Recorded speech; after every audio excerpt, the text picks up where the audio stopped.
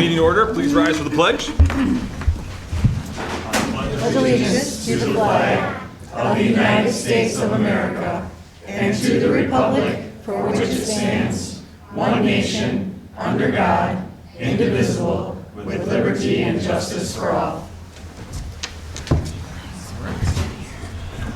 Can you get a roll call? Sure. Wonder Gem. Here. Klein. Steffes. Here. Gardine. Here. Palmer here. DeHaan. Here. Hybor. Here. Quorum. Thank you. As a courtesy to members of the audience and the Board of Education, please silence your cell phones. The public will be able to speak during public comment if signed up. And I have 4 forms, I believe, right now. All set. Thank you, Mr. Merkel. All right. First item is approval of agenda. Can I get a motion? So moved. Support. All those in favor? Yes. Yes. Opposed? All right, motion passes. So probably the most important thing of the night, we have a Century Park presentation. Yes, very excited to have our Century Park kids here, and I know there's a presentation that's going to take place here, so we'll turn things over to, there we go. Mrs. Burns, I thought you might be behind her. I could see the top of your head, and that was it. So looking forward to it. So take her away. Bring everyone up. You can stand. I guess fly over here. Probably the easiest. I'll hide behind the podium. So we have some special guests with us that are going to be sharing with us. But we are here from Century Park, and we're sharing a little bit about our pack time that we have. And the kids are here, and they're going to share some things I really enjoy about it. We have Mrs. Beanstar here also, and she's representing herself as well as Mrs. Hubert because she's been out with some medical leave. So this really was something that we came together as our collective team at the school, but Ms. Hubert was one of the main drivers of it.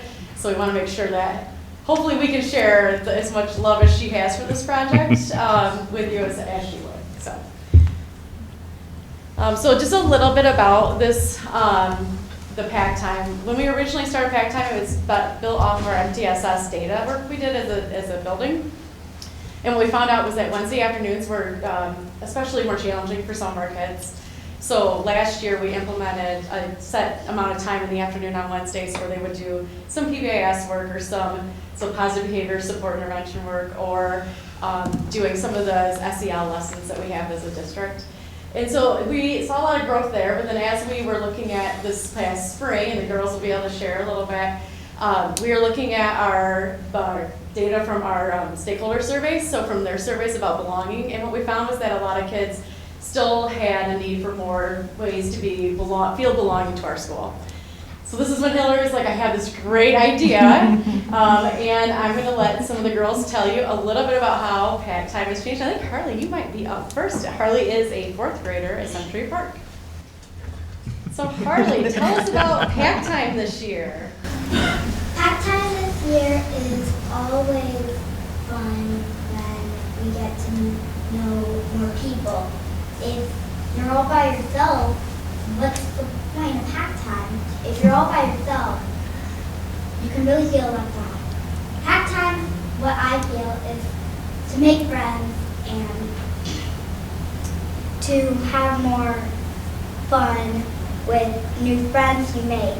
And when you're with a pack, sometimes you'll be in the same pack with your friends, sometimes not, and you'll make new friends.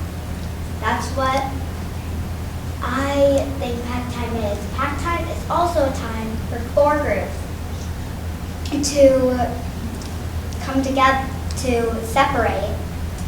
And even though we're all separated, we're all one family. Yeah. So each of the packs consist of kids from YK to 4th grade, and they stay with their pack all the way through. So this is new for us. So next year, unfortunately, Harley and Claire will be gone. But we'll have some 2nd graders in a minute talk, and they will stay in the same pack. And then next fall, we'll have the kindergartners select which color they're with, so then they will be joining an already established group of people. And when they're in their pack, they may not even have their teacher in the pack. So Ms. Beanstar is in the red pack. You're a dreamer, and you have a couple of our dreamers here. I do have a couple of my dreamers here. Yeah, and so, but the idea of them meeting people beyond just the one classroom and having more like connections with And others. for the staff and the students. So it's also really cool for us to have the opportunity to meet kids that we wouldn't have met if they weren't in our class or weren't down their league or anything. So that's been really cool as well. So we do have 4, so we have 4 different colors. So I have Harley and Kaylin here. Kaylin is in 2nd grade with Miss Brower's class, and Harley, and we're going to give them a chance to talk about what they really enjoy about PAC. Do you want to go? In my group, we talk about how we can be better people. The pack come together as one school family. Kaylin, what do you like about PAC? We get to meet new people and we get to do crafts. All right. And we have a couple students from our Dreamers, which is with Miss V. So we have Clara in Brooklyn. Clara, what do you enjoy about PAC time? Where we get to meet new people and like try new things that we haven't done before. In Brooklyn, what do you like about PAC? How we can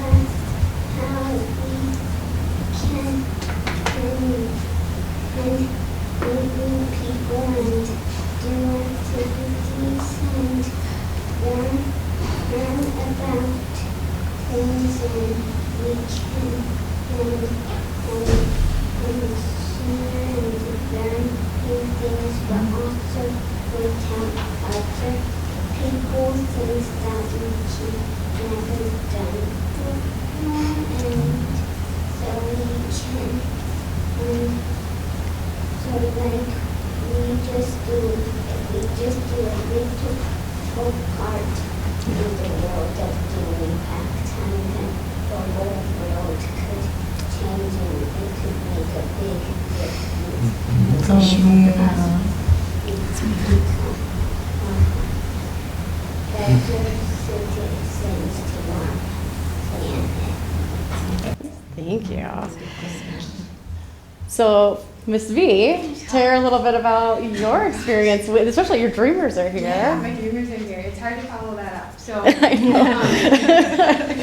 that's our whole goal, right? Yeah. Is to just make a little ripple and a change and really have that impact for everybody. As Jen said, Hillary Huberts really was kind of our driving force behind this, but it was really hard to see those surveys results that our kids felt like we were doing really well and we cared a lot about academics, but they were still missing those relationships. And so we just got together and Hillary said, let's do something about it. So our action plan came to life with PACs and it's been really incredible. So it's been amazing to make connections with students that I've never seen before, but also with staff members. And it really facilitates those connections and relationships with everybody. And it forces us out of our comfort zone a little bit, maybe trying something that we might not want to do. But it's been really good, and it's been good for everybody. So we're excited to see as we grow and continue to move forward, and we just are in it together and progressing, so good stuff. We do have some challenges that we do with our student and staff of the month assemblies. I have a video of the last one. One of the biggest challenges we have are not actually about PACs, it's about seating. How do you seat children in PAC colors in different classrooms? So that's a staff problem we're working on right now. But I will show you hopefully I will, our video from our last challenge we had, and the kids were rooting on their PAC.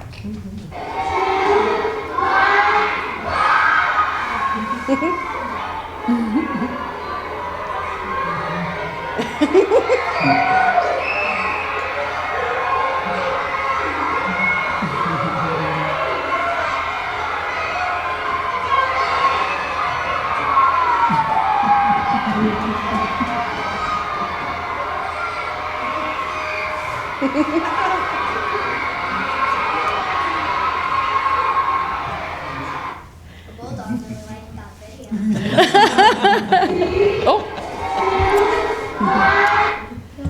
Oh, let's see. So there we go. All right. Technical difficulties. So I think that the girls shared a lot about some of the bonuses that we've been seeing and a lot of that leadership pieces and just that social emotional growth is something that we've been really happy to see within the kids, and they really seem to really like they made cheers and they have chants they do it when they're doing their challenges, and even for our art walk, which is something that's more historical thing, we had our PACs then come together and make a project together where they displayed within a window. So it was nice to see it carry on through some of the stuff we already had going on in the building. So Yeah, so Harley, would you like to share about some upcoming events that we have? Some ideas? Some upcoming events we have are field trips. We were thinking of either going to like zoos or any places for our packs. Either we're thinking of splitting up packs or keeping the whole school together. Most likely we're going to split up. And I feel like if we have a field trip, that can kind of put us together, because my idea was maybe we could have like partners. But like a fourth grader is in charge. They get to have one first grader, second grader, third grader, young K, and kindergartner with them. So they're not just with their own grade and their own friends.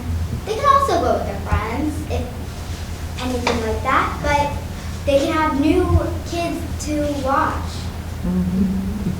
So Harley's going to be super excited about our next pack time on Wednesday.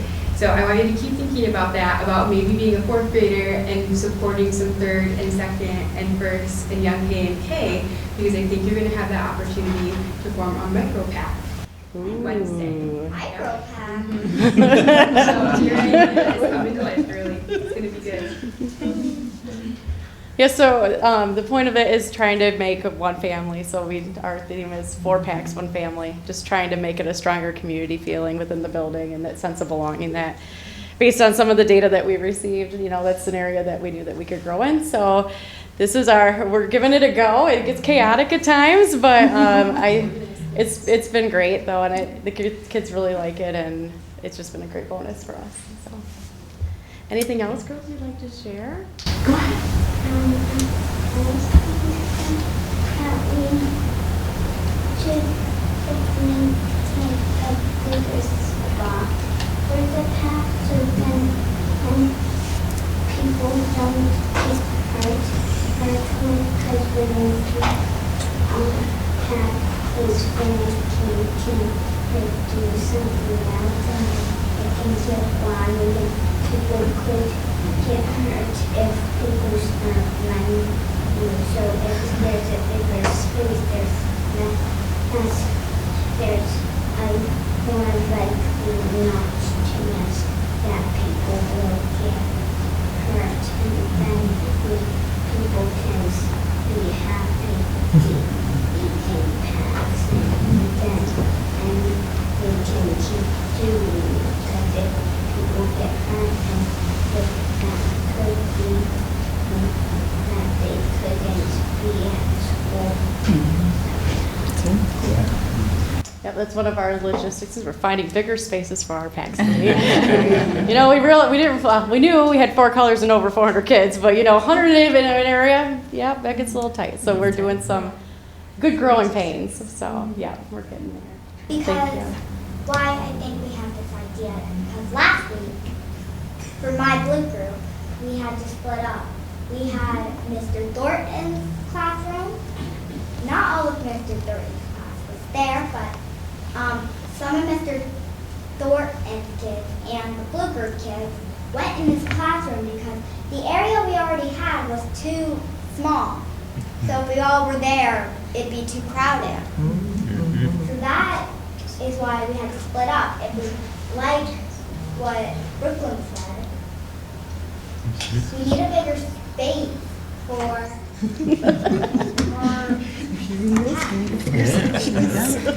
Your problem solving. Yeah, we're navigating all this. Well, you're talking to the right guy. We need more space. And also, I love pack time because sometimes I see kids that I don't know. And once I saw a little kid, and she was all alone, and I asked her, "Hey, are you okay?" She said, "No, I don't have anyone. My friends are all in a different pack." I said, "What if you go join a new group?" I let her join our group for the day. And then some other girls said, "Hi, do you want to play Death or Read That?" So, well, they did tell us about this the next week. the next Wednesday. And I felt really good to feel that way. Yeah. And she gave me a hug and ran off.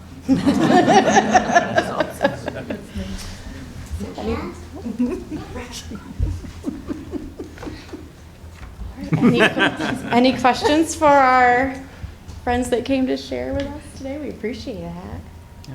It's Thanks really for cool to coming. see. Thanks It's so really cool to much. see that this model is kind of preparing them then for that Yeah. intermediate. And I wanted to ask, how does it feel to be? Do you all have little brothers or sisters at home? Raise your hand if you have a little brother or sister at home.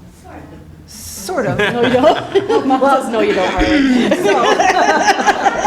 I have a dog. I can attest. They all have older. So Yeah. my question is, I love hearing how you said that it was really fun to reach out to those younger students, because what's really cool about Century Park is you guys have historically been a multi-age classroom situation, and I know that when we had that at South, where we had the sixth graders helping the kindergartners, it's very meaningful what you're doing for those younger kids. So thank you for being role models. Thank you for being friends. Thank you for building community. It's awesome. Good job. And it's,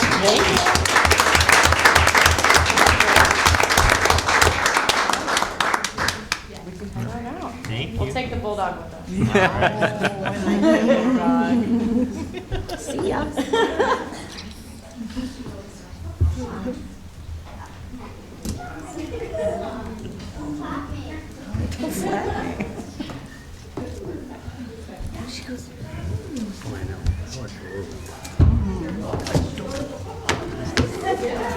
Sounds like there's an addition going on to,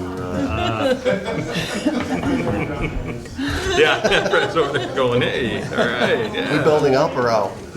Outside. All right, on to the next item, board meeting minutes. It's an action agenda. Can I get a motion? So moved. Support. All those in favor? Yes. Opposed? Motion passes. Regular action item agenda. Or action agenda. All right, 4A. It is recommended the Board of Education approve the purchase and installation of the playground equipment for East Elementary from Game Time, care of Sinclair Recreation, in the amount of $88,538.10. Can I get a motion? So moved. Support. Okay, very excited. Heather's going to give you an overview. Very excited about this, and take her away, Heather. Sure. So very similar to last year, Mr. Wilkes this time wrote and was approved for a grant for this purchase. And we've been working with Mrs. Waldy at East for a couple of pieces that she and the team there thought would be good. So we're looking at a lead time of 6 to 10 weeks upon approval. And the contract is a statewide contract through My Deal via the Omnia contract. So this structure here in the foreground and the, oh gosh, I can't remember what they call it, the spinny tree or something like that. Yeah, like what they got at South. Those are the two items that they're looking to get, so.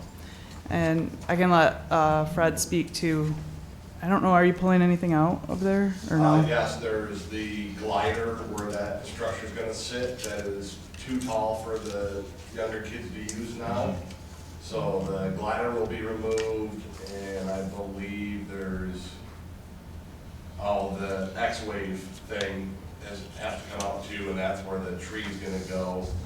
The X-Wave is out of date, they no longer make any parts for it anymore, so. And that purple piece on the right side is an existing structure, so that's kind of where the purple comes from. Yeah. So, This thing spins. was this the first grant you wrote, or the first, Yeah, yeah? And they're How'd it go? gonna, pretty good. I mean, everybody's asking for, a few simple sentences on why your school deserved it, so between my wife and myself. So Angie did most. Yeah, yeah. Come on, Bob. Well, $39,000 that you got is fantastic. That's It's nice awesome. work. Yeah. So Great job. Yeah. Good work. My goodness. Thank you. Thank you. It's beautiful. What's the lifespan of a piece of equipment like this? Realistically, probably 15 years. 15. Yeah. Yeah. Does it rust or? No, I mean, so yes and no. The platform pieces where people will walk is typically rubber coated, Oh, but that rubber will wear off and those will start to rust. Some of that's happening at West right now with their structure. Eventually the plastic gets brittle from UV, right? And, Central right now has what they call a Bigfoot slide that has a big broken piece in the center. So if you drive by Central, you'll see a slide with a big chunk of plywood in front of it to block it, so somebody doesn't go out and get hurt. Yeah. And those, like that Bigfoot slide, I think is $9,000 to replace. So if you start thinking as the cost of the structure, I mean, that structure is $88,000 to do all that, so, yeah. But that's what happens. that's part of the wear and tear. Yeah. Normal. Yeah. Are there any other materials you would say, like, I don't know if there's any other materials that would be more durable or, no? The playground people have a lot of safety and standards that they have to follow. That's why the equipment costs so much money. Okay, So they've worked all that out already. okay, thank you. Yeah. Is there going to be any change to the landscaping there, or is that all staying the same, pretty much where the, I think it's all staying the same. Jeremy talked about maybe the border there, it's low in a couple of spots, so they'll have to take it out, but then they'll kind of put it back in, raised it back up a little bit. okay.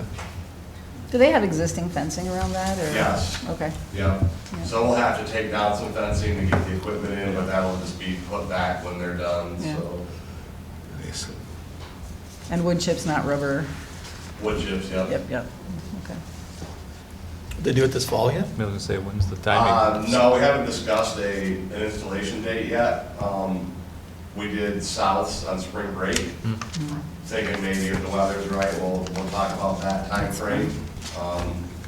We just have to order it and take delivery by January 1st. So, Gotcha. All right. Any other questions? Thanks, Fred. Thank you, Mr. Wilks. All right. Let's do a roll call vote. Dollar value? Okey-doke. Stefas, Yes. Gardine, Yes. DeHaan, Yes. Palmer, yes. Wonderjen, Yes. Hybor. Yes. Motion passes. All right. Nice job, Fred. Thank you. All right. On to the next item. Reports discussion, the Throon Board Policy Review of sections 1,000 through 3,000. Sure. So, as we'd mentioned before, looking at the Troon policies that we have, each of you received one of these from John, as did I. And we said what we would do is, give you that time. We had about 3 weeks, I believe, to really look at the policies for the 1,000s, the 2,000s, and the 3,000s. And then we would have, we would do an overview of them tonight, have some discussion, or questions, or whatever you might have. It gives us that opportunity to go back if we need to check into some things or, get some verifications, we can. And then the next board meeting, we'll do the other sections. And then in November, we'll, if everything is taken care of, we'll come back for an approval of the whole thing. So not doing just, a section of approval, but doing it that way, okay? John has done a great job of providing a few documents for you in addition to this, and I'll turn things over to John and he can give you some more overview. Yeah, just on that quick hits document, if we had a current policy that was a Neola policy and it was essentially the same, I would simply put the policy in that piece. If there were slight changes or differences, I tried to include those differences. If it included the form of the administrative guideline along with it, that was also included as part of that conversation. What I do appreciate about the way that this one is organized, comparatively, Roger and I were looking at policy today, and I went into the policy part of Neola, then I went into the administrative guidelines part of Neola and searched, and then I went into the forms part of Neola and searched, and the way that this is organized is right straight through all the administrative guidelines and the forms together. So as you look at it, that's how I tried to organize that quick hits document for you as we went through it. I wondered why all the forms were included in this. Yeah. Before that makes sense. Good. Yeah, let's say, We do have all those Yeah. forms on the Neola side, but they're in a separate Appendix or spot whatever, altogether. So you search and find the policy, then you search the next page and you find the administrative guideline, then you search the next page and you find the form and try to align it that way. This just organizes, I think, much more cleanly. So John, just with regard to the form, so all along, even, the changeover from Neola to Thrun, Yep, these are common forms that have been used by the district? yes. Okay. Yep.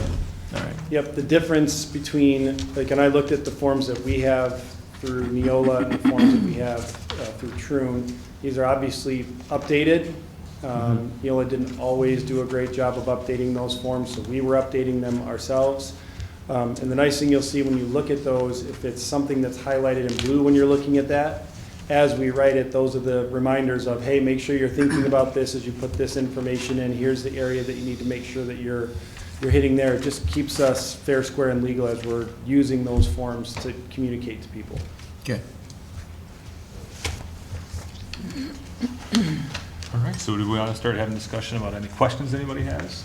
Well, On any of the- Joe and I were having a discussion on the table of contents, John? Yeah. So could you, I don't know, do you update it or is this Thrun? Both. So we got the original one from Troon, and then we updated it as we went through and updated the policies. But you two stay in sync? Yes. Okay, so the one we have, when it comes to the 3100 series, Yeah, there needs to be an adjustment to that. okay. Okay? Title IX is not the right number that you have for it there. So I think The 3115, the one we have is 3118. I got you. Yeah. I it's see it just now, yeah. Labeled wrong, I think. Yep. So just, Yeah, good catch. I didn't see that. Thank you. well, Mr. Steffes was the eagle eye on that one. Good job, Joe. Once in a while. Yeah, that one is the non-discrimination covenant and contracts with the district. Yep. So thank you. By the way, I never looked at the table of contents. I just went into the policies. Yeah, very good. So I'm saying, Thanks, he's Joe. the eagle eye. Yeah. Sorry for the heads. Just a reminder, through the discussion, probably around this time last year when we first started having discussion, the purpose for looking at this switch, there are several things, but one of the main things is when we have something that takes place and we need to get some clarification from our legal, when we have Neola covers several states. With Troon, while there are, laws that have to do with our nation, it mainly has a focus in some wording that's regarding state law. And they look at it through that lens, and it's very beneficial for us because there have been many times we call for some clarification, and they'll, whether it is Troon or Miller Johnson as an example, they'll say, well, let's look at your policy, and there are often times where we get a ooh. And we're like, well, that doesn't sound, that's not reassuring. And they'll just say, no, the policy's fine, but I wish they would have used this terminology for clarity. Because a lot of times what we find is it isn't necessarily clear. A lot of times Neola will use more words, but the clarity is lacking. And they're using more because they're trying to cover several states. in an umbrella. So this has been very helpful for us to review these, which John and I did with everyone. We worked very hard, to align with policies you've passed in the past, in our past. And at the same time, there are things in here that are legal, things that should have been in some policies that maybe were lacking because Neola was trying the big picture of juggling many states. So I hope that helps clarify some things as well. All right, perfect. So, You want to just know questions, concerns, areas? yeah, I think, you've It'll had go plenty faster. of time. Yeah, you've had plenty of time to look at these. If the board's fine with just getting into the questions and so on, then Let's do we're it. fine, we're doing that. If not, we can go through each individual one No, and I think it'll expedite. review, but Just do I know that. that you've gone through these as we have, so. All right, for me, 1301. So we brought this up before. I don't know if there was a consensus on it, but in the past, since I've been on the board, there's always been 2 readings. My concern with going to 1 is there's a reflection point after the first reading, that there could be some additional questions or just a desire to maybe request a change in that unique thing. So for me, I would prefer that we do 2 readings and maintain that.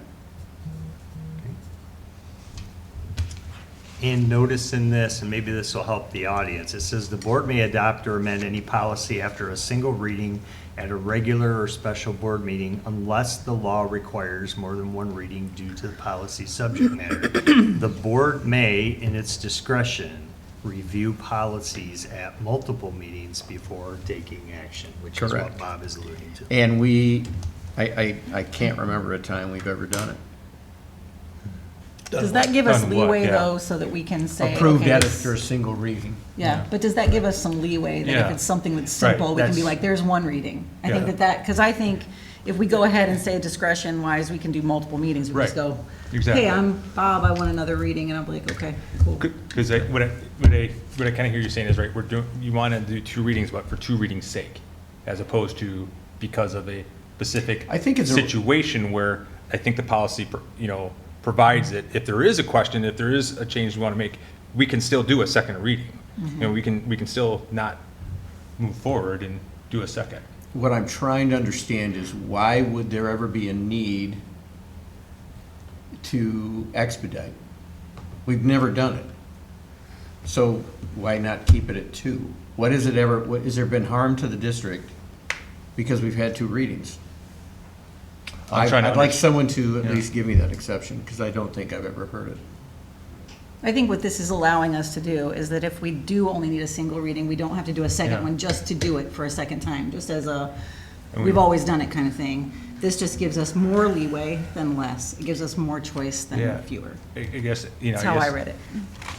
If anybody on this board knows my personality, that if we're gonna do these as a whole to approve, there may not be a 7-0 vote. We can move on. Or we could add a sentence that says the Grandville Board of Education chooses to have 2 readings at this time.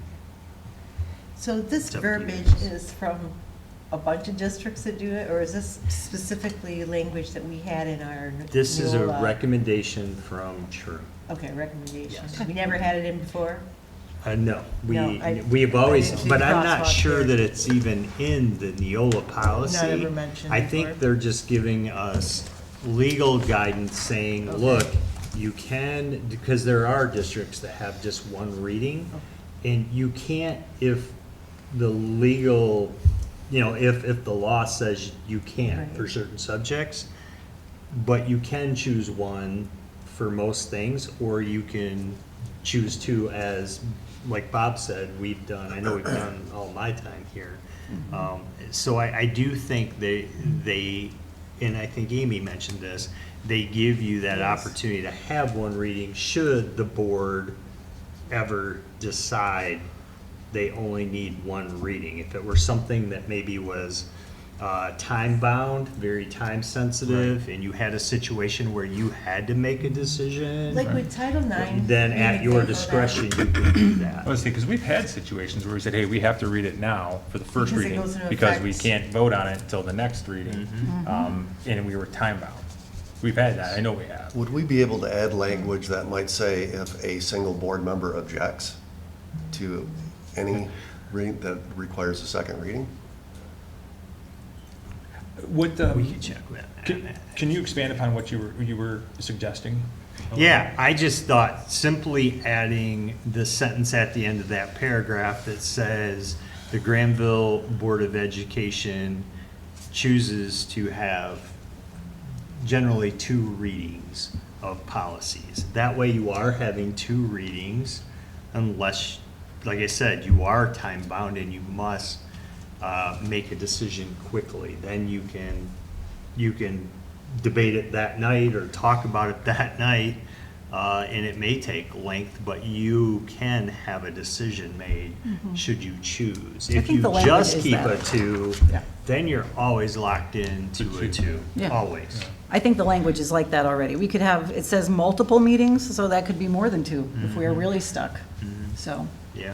Would that work for you, Bob, if we added that instead of to what Roger's suggesting?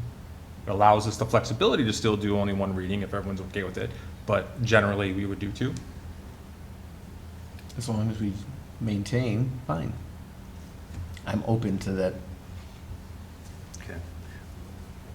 We'll talk with Trun on that as well and just say, Yeah, this is let's what see, we're looking let's see what to- they come up with and then we're review it. looking to do. Okay. All right.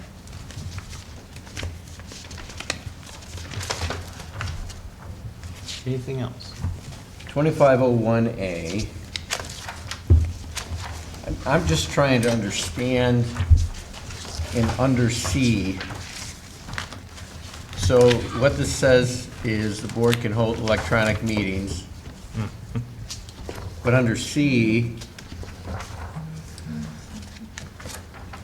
It restricts the readings. can they vote? yeah. So I thought there was a state, like, It says a you year or can two ago, vote. that there was a state law that. That we said couldn't, We right? couldn't, yeah. So Unless you were this- military, Right, so it there had- were Right, exceptions there are, to and that. that which are is in- in here Yes, too, that which was are in in here. here. Yeah. Right. That's in Yeah. here. But it So, also sounds like if you're okay with it, you can do it, right? If I'm, No, No, it has it to was be with stuff. one of No, the permissible so- reasons. what, I Okay. just want clarification on this, because it's Neola versus Thrun. Yep. So this is saying, if a board member's out of town, they want to dial in, they can, Just can't vote. but they can't vote. Right. I believe that's accurate, yes. Okay. That's how I read it. Unless they meet one of those requirements, but you would already know that. disability. Military disability. Right. You're either in the military or you've got a disability where you cannot attend. It does say, or other reasons permitted by Michigan law. Yeah, but Michigan law Is there doesn't allow that. any other? Yeah, Michigan law. Why do they say that then? Coverall. Like, they should say, these are Yep, the only for sure. ones, boom, boom. Well, Not that way they don't other. change I it think every what- time Michigan law what- changes. The reason why they say that is if the law changes down the road, then you're, without covered. having to go Do all back the- and, Okay. Yeah. yeah. Yep. Okay. Any others?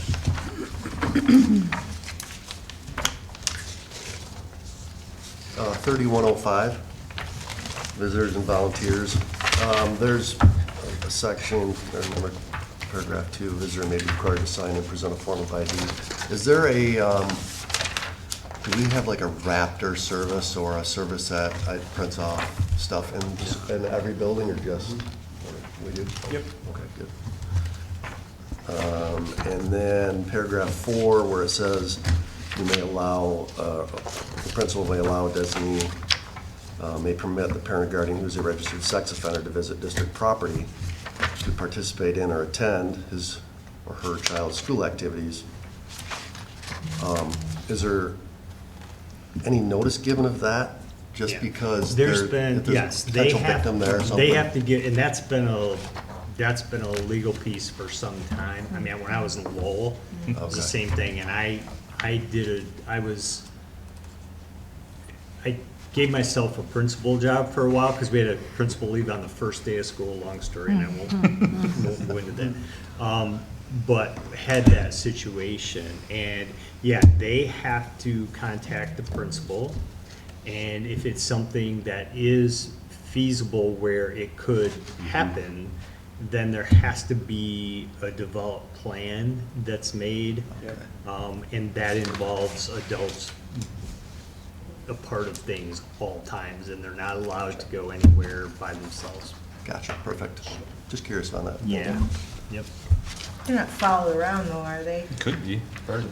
Yeah, they have an have to escort. have an Yeah, assistant. They do that's have an part of, escort? Yep. part of. And that may not mean they're in their back pocket, but they have an escort at all times. So, yeah, and that's been around a whole long time. They're gonna say, who's your friend? Mess around and find out. That's my escort. 3115, Raj.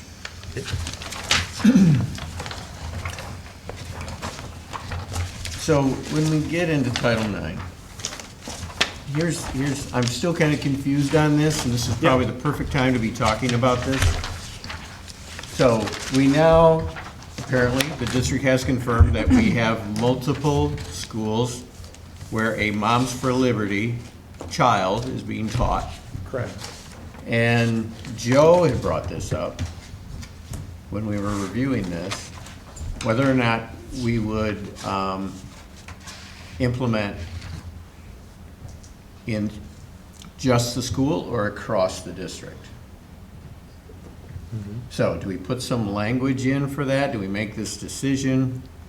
You know, for me, let's just have one. This is one of the most complicated policies that we have that causes the most anxiety, strife, and worry, probably amongst the majority of this population in our district.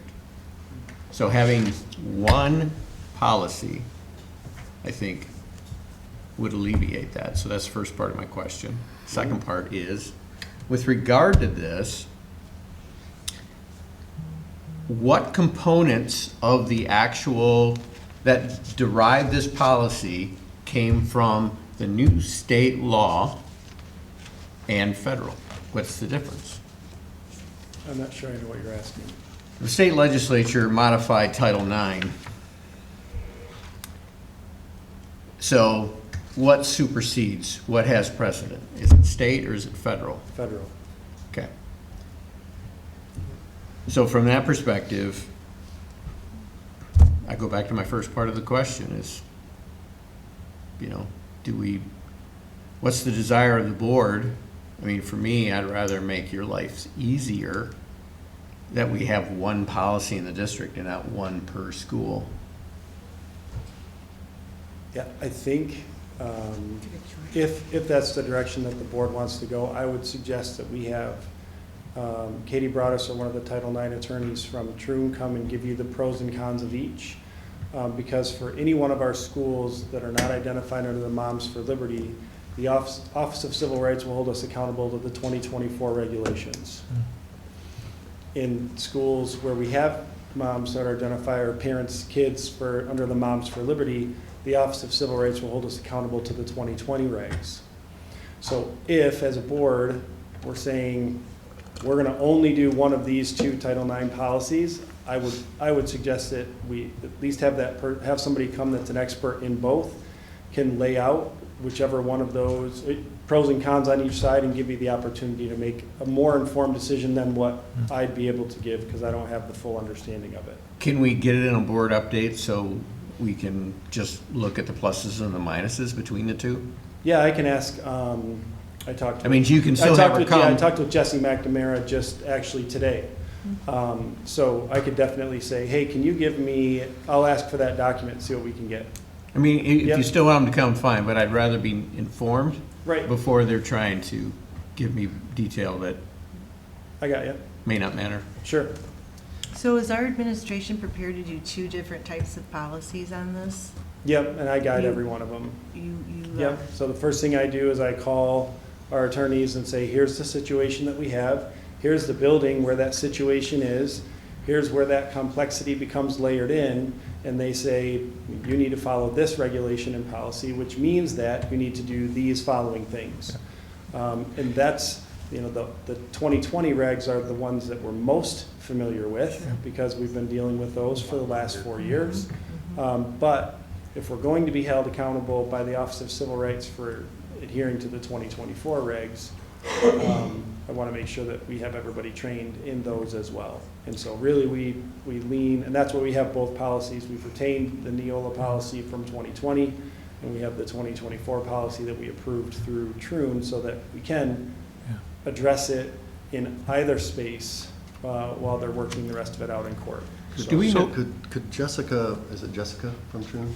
Yeah, Jesse McNamara. Yeah, could she provide us with maybe an update of where this court case is at? That was gonna be my next question, is like, where is it in the process?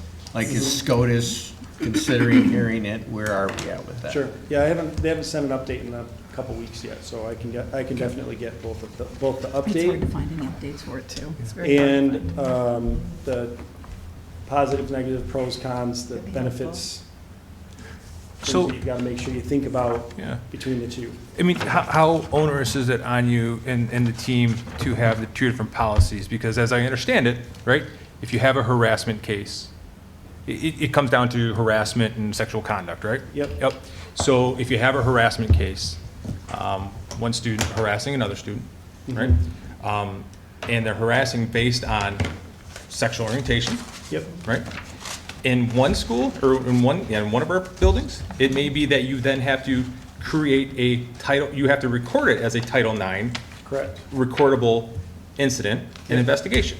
Correct. In the other situation, there's still an investigation because we have harassment going on, Yep. which is against our school policies. So how onerous is it really for you guys to really have to manage to? It really boils down to what type of investigation are we going to do? Yeah.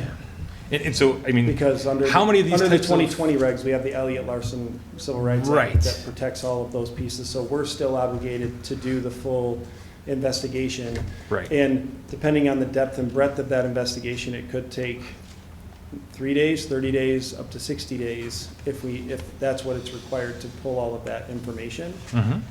So it really just it changes the steps that we have to take to ensure that we're meeting our policies. Yeah. Yep. And as John mentioned, the first thing we do is contact our legal, give them the scenario of what's happening, and they would be giving us guidance that follows accordingly. So, we're well-versed in the old Title IX, this one being newer. We had to spend time making sure we're well-versed, but, they would point us in the right direction, because they would be the ones defending us if we didn't do it right? Yeah. So they give us guidance there, and, either one works for us as far as, we know the process for each, and we would have, again, guidance along the way even through that. Right. So we just have to make some determinations there. So how many of these investigations do you typically do in a year? The That you believe would? incidents that could potentially be a Title IX claim are maybe once a month. Okay. But inevitably, we start working through it with people. We spend the time talking with both parties, and when you can get those supportive measures in place and you've been able to complete it and you have that resolution, it prototypically doesn't end up in a full Title IX complaint because we have all the supportive measures, and so we get a letter that says you decided not to pursue a Title IX complaint. Here are the supportive measures that we've provided. If you need additional help, here's where you go. So in most cases, our administrators do such a good job of working with both sides of it that it doesn't rise to that level. And to be clear, those are the Title IXs from 2020, not 2024, that you're talking about once a month? I'm just saying in general. In general, Yeah. okay. Oh, in general, okay. We get Any we get Title IX. behavior Okay. that looks at, that you need to look at it through a Title IX lens first and determine, does it rise to that Right, level? right. Does the person who's, like, we call them the complainant, do they decide that they want to move forward with it? Do they say that they don't? If they don't, then we as a district have to determine, are we gonna move forward with it? Are we not? If we are not, we need to make sure, and that's again where we're talking with our attorneys and saying, here are all the things that we know, here are the regulations that we believe we need to follow, are we on the right track? What would you suggest? And then we push ourselves forward in that way. So making sure that they help us stay fair, square, and legal. Yeah. It really boils down to what's the process that we're going to use to determine whether harassment did or didn't happen. Can I ask one more thing? Yeah. If you could request from Jesse, the timeline comparisons between 2020 and 2024? Sure, yep. That would be helpful for me.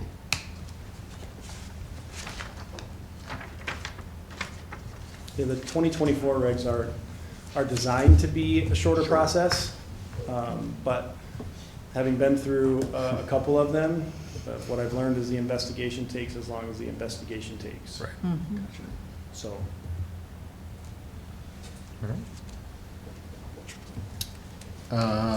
3116. District technology and acceptable use. yeah, So,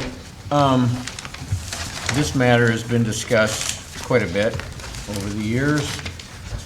And it's amazing we focus on one medium and not another. So this is the Children's Internet Protection Act. And as you read down through this, the whole point is sexually explicit material. Let's just break it down to that. And the fact that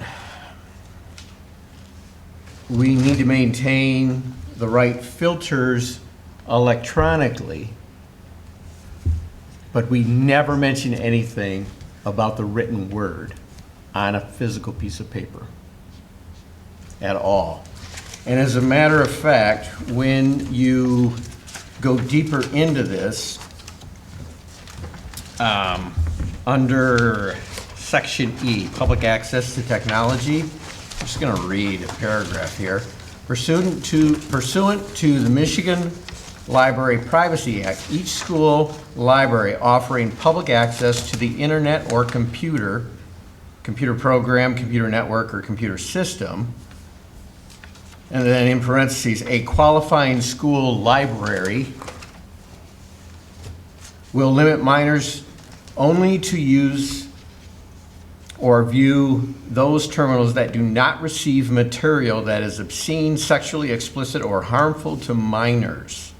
So, I don't really have an issue with this as it stands. I'm making a statement with the fact that we never address in a policy the written word. And if it is, maybe that's in 4,000, but I don't see it yet. Yeah, this particular one obviously deals with the technology components. You know, the written word would depend on what written word are you referring to? I'm saying anything on a piece of paper that is a library book or media that's available in our libraries, K through 12.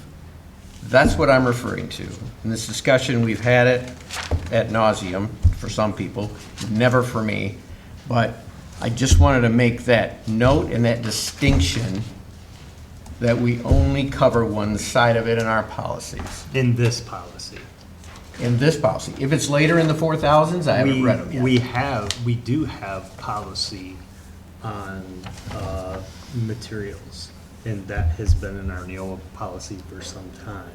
And we do have a process and guidelines for written words in books in a library. So, do you happen to know the number, John, off the top of your head? I'm looking back, it's in the 4,000s. It's in the 4,000s? Yep. Okay. And it's, part of it's in the 5,000s. Thanks for the preview. 5,400, but, States. Yeah. yeah, sorry, not 4,000, 5,000, 5,400. Okay, So there's places and pieces in there. all right. As far as the electronic monitoring, have we ever looked at, I'm not sure what internet filter we use, have we ever looked into Gaggle as a potential filter? We have, but we feel very, I don't know who's behind the screen back there. It's not woke. Securely, Yeah. helps track some of that, the different search words and that type of thing. It'll give principal a report as to what words have been used, what has been searched for. Yeah, our principals, especially at the secondary level, get at least 10 emails a day on things that kids have put into an email or put into a search or put into a whatever that could be alarming. Is that what you're referring to? I love that. Okay. The extra protection that Gaggle provides is an immediate danger. So if someone has, say, a timestamp when they're going to harm themselves, it rises to a different level than an email. It arises to multiple people getting phone calls and text messages, so we can react to it very quickly. Yeah. And Is it just I on know it school? saved one life in the district. Yep. At school computers, then? It wouldn't be? All Chrome, all Chrome. Google Yeah. products through the Yeah, school it's only, not Yeah. not obviously family not stuff, just, private stuff. Of course. yeah. I was just Gmail, Facebook hit me. you know, Okay. that stuff. It's just a Yeah. nice product. Yeah, it is. I've heard information on it as well. You know, maybe down the road here, it'd be good to have Walt talk to us about our filtering, and we can touch That'd be base good. on what it does and maybe what it doesn't. Yeah. Okay, Okay. thank you. Yeah. 3301A.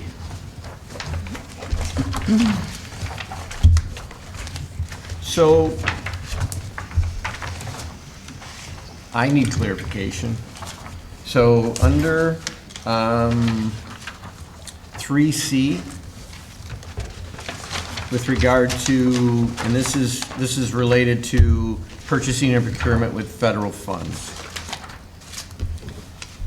The district will take affirmative steps to assure that minority-owned businesses, women business enterprises, and labor surplus area firms are included in bidding opportunities. So,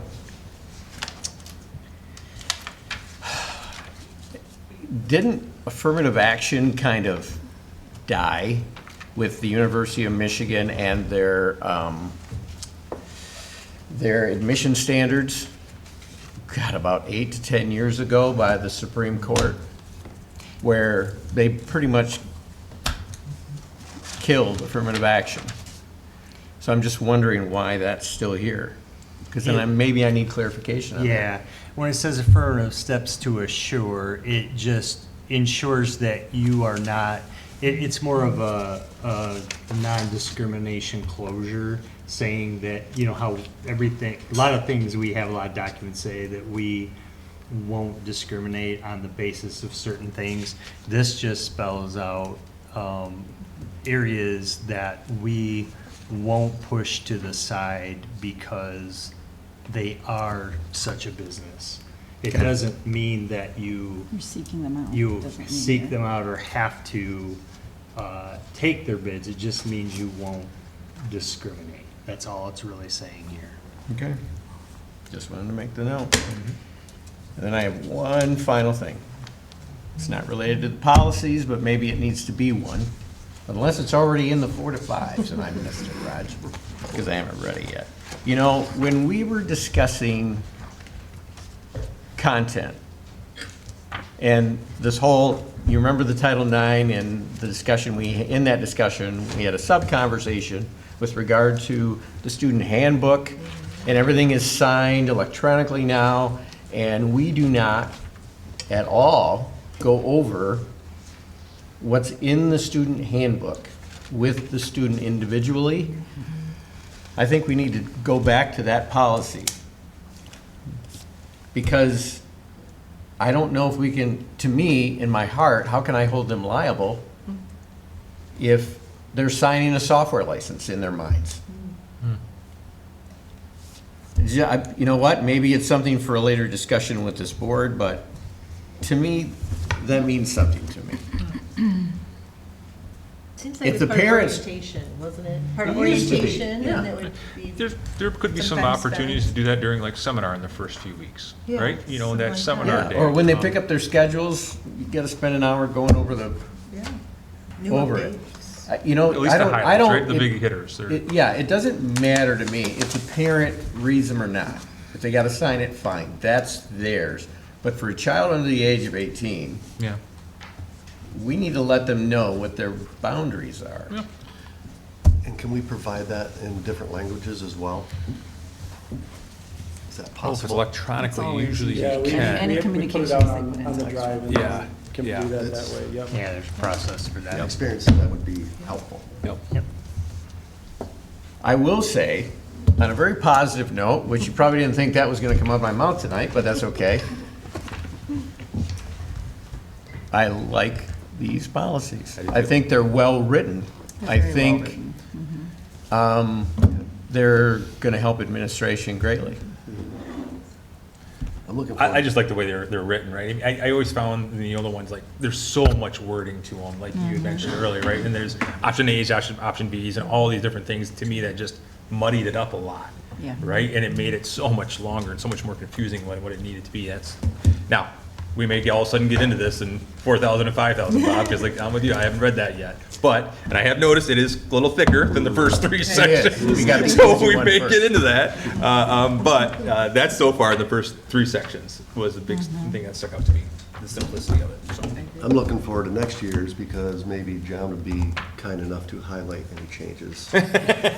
Be a much So I smaller don't have to packet. read quite so much. Changes. Are you committing to that? Is that what I heard? I'm not- That's what we have I'm not lawyers sure. for, right? I think It's it's not fun. big enough, but maybe. All right. And just so you know, when we have updates or revisions, we'll use the same process we've used with Yep. Neola. We'll have the different pieces, we'll give you a summary of what's being changed, or, you know, is it is it an update, is it a brand new one? And, you know, is there some legal precedent that created this, and so on. So we'll continue with that process.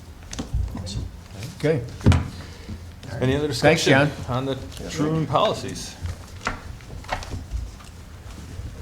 Thank you, sir. Appreciate it. I already started on my 4,000 series. Keep Thank you. plugging away. All right, on to public comment. Looks like we have 4 items. Just real quickly to review, right, if you wish to address the board, we're glad you came to the meeting tonight, interested in hearing your thoughts. If you want to speak, filled out the form, so appreciate that. Let's start with Kaylee Jansen's. Kaylee, you're going to have 5 minutes, and Mr. DeHaan will warn you on 1 minute. Sorry, I apologize. I don't want to sound like a broken record. I'm just going to use my time to remind the board of a few things. Okay, Moms for Liberty, whose members run Grandville Parents for Education, was designated a hate group by the Southern Poverty Law Center. You have a moral and legal obligation to keep every student safe. That I am Christian, and many of us affirm and accept transgender and LGBT students. My child has never once requested access to the opposite sex bathroom. My child has never asked for changes to our sex ed policy. And we've only ever asked for 2 things. One of those things being that I just want my kid's name respected. I don't understand how we got from this thing where kids can just go to school and have a nickname and it doesn't matter, to this weird behavior where parents start freaking out if a kid wants to go by the name Jimmy or Alan or Allie. It's just weird, right? But the other thing is, we ask that people just do their best to not use the wrong pronouns with our kid. This isn't some ploy to indoctrinate other children or ask you guys to give our kid permission to abandon things that make sense. Pronouns reduce suicide attempts by 50%. It is simply harm reduction. And if you don't want to call a child by their pronouns, you can just call them by their name. I don't understand why that's so hard. There's literally legal cases about this. Sorry. I will say I am really happy with the safety improvements that have happened in our district. I love that you guys are using key cards and cameras, and I love the architectural changes. Like, I can tell that you guys really care about the health and safety of our students. I just don't understand at times the way these policies are applied to people who are allowed in and out of our schools. Other than that, I just have one question, and I know you guys can't really answer questions. I can always just ask Roger if, when we have our follow-up conversation. But out of curiosity, if anybody wants to reach out to me, are these changes to our board policy going to be something that parents can look at some point before they're finalized, or is that not like a normal step in this process? Because I don't really understand how this works. Yeah, I can answer that. Okay, thank you. I appreciate that. So yeah, these will be published on our site as our current policies are. So anybody will be able to go to these policies and see what those policies are. Okay, and are they actively updating, or will they not update till like a certain date? They don't update until this board officially makes a decision on updates. Okay. Yeah, that's when then the company we work with, we tell them these are official, and then they'll put them on that site. All right, thank you. Thank you. Michelle Thomas. Okay. Alan Traxler.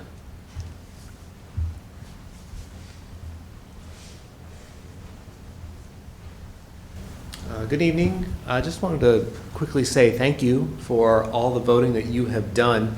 My neighborhood has recently gotten in some new neighbors. And anytime I meet somebody new to the neighborhood or new to Grandville, I can talk about the good things we have going on for our schools, and you all makes that happen. I like to mention the middle school, how it's brand new.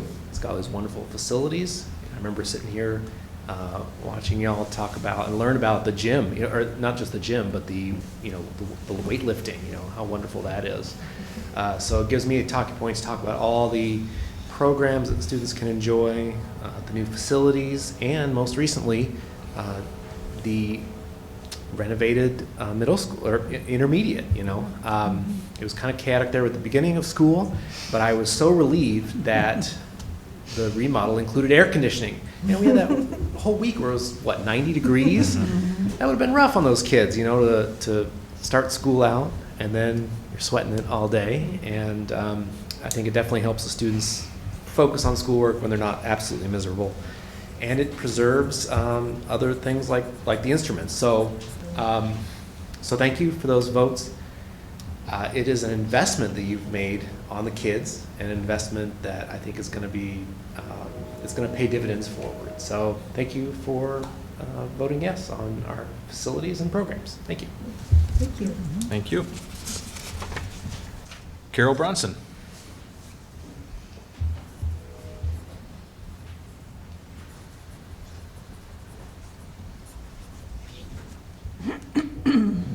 Hi, it's been a while since I've been here.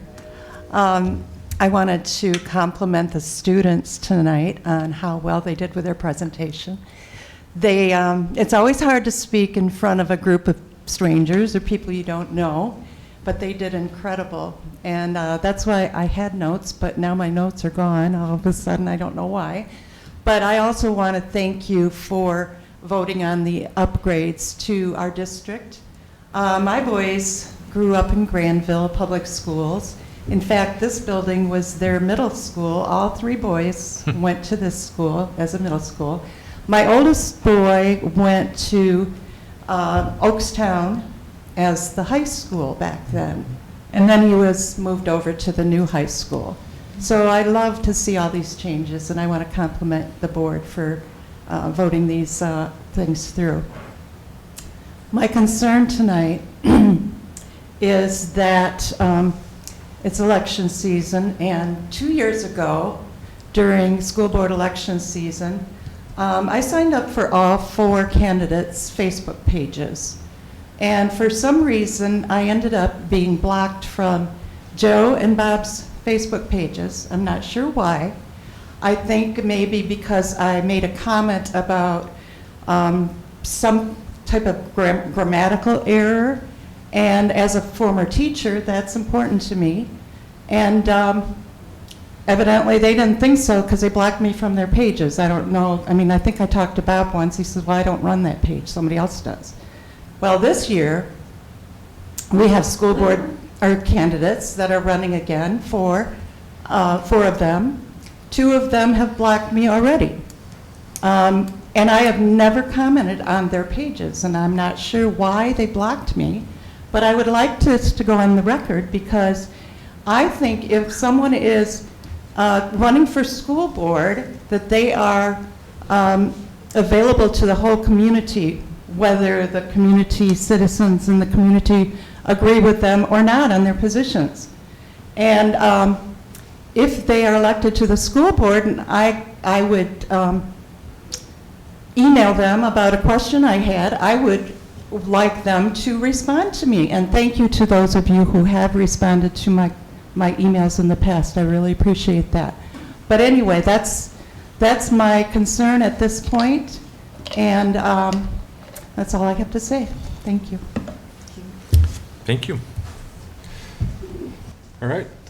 Brings the meeting to the end. The next regular meeting of the Grandville Board of Education will be Monday, October 21st, 2024 at 7 p.m. at the Administration Building. We are adjourned.